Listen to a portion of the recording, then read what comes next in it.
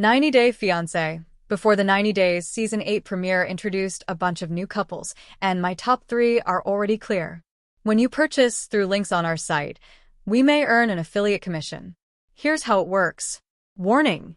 The following contains spoilers for the 90-Day Fiancé before the 90 Days Season 8 premiere, now boarding. Stream the episode with an HBO Max subscription and read at your own risk. The 2025 TV schedule may be winding down for many shows, but 90-Day Fiancé keeps its fans entertained all year long. As such, Season 8 of Before the 90 Days premiered weeks before Christmas and gave us a whole heap of new couples to obsess over as we prepare for episodes yet to hit the 2026 premiere lineup. Every couple participating in this season has some appeal for me, but as is often the case, a few stories grabbed me more than others. While I don't have a crystal ball to predict how I'll feel about them a month from now, I have a sneaking suspicion fans will be talking about these new 90-day stars more than others. Latest videos from Cinema Blend. Forrest and Sheena.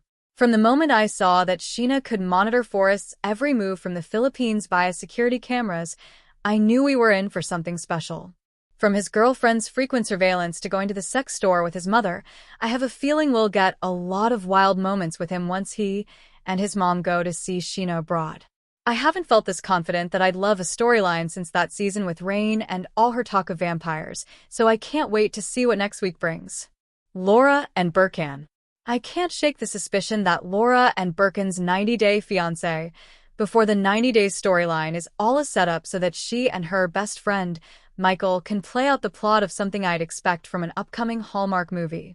She even basically admitted she had romantic feelings for Michael and that he was the one refusing to move the relationship forward because of past traumas.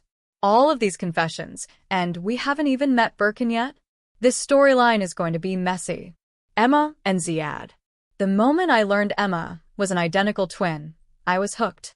While it doesn't seem as though we'll get to see much of her sibling, Izzy, as the premiere already ended with Emma meeting Ziad in Morocco.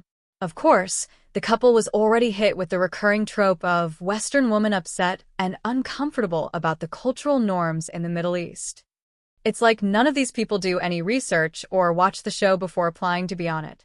We're barely a year removed from Tigalili Abdel Fattah experiencing this same culture shock, and we've seen plenty others before her.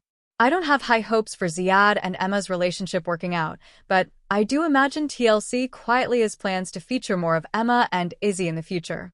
Darcy and Stacey Silva have had quite a run in 90-Day Fiancé and even got their own spin-off at one point. Could Emma and Izzy be in the running for the next major franchise stars of TLC? My thoughts on the rest of the couples so far.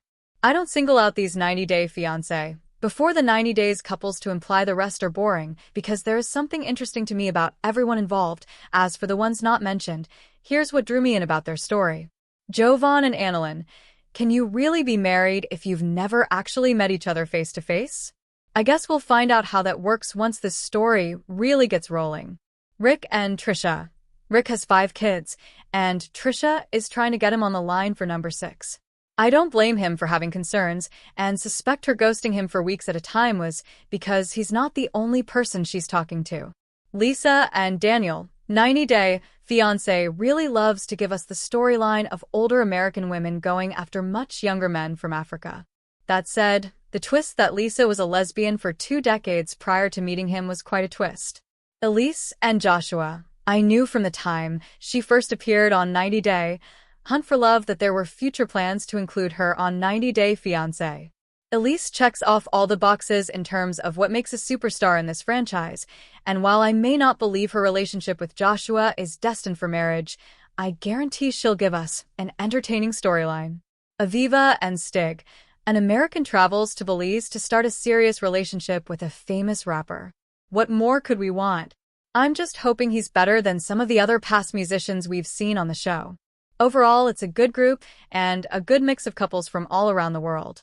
I can't wait to see them all in the same room for the tell-all special, though that's still quite a ways away. HBO Max. Plans start from $10.99 a month. HBO Max is the streaming home to the world of DC Comics, the DCU, and classics, as well as the 90-Day Fiancé shows.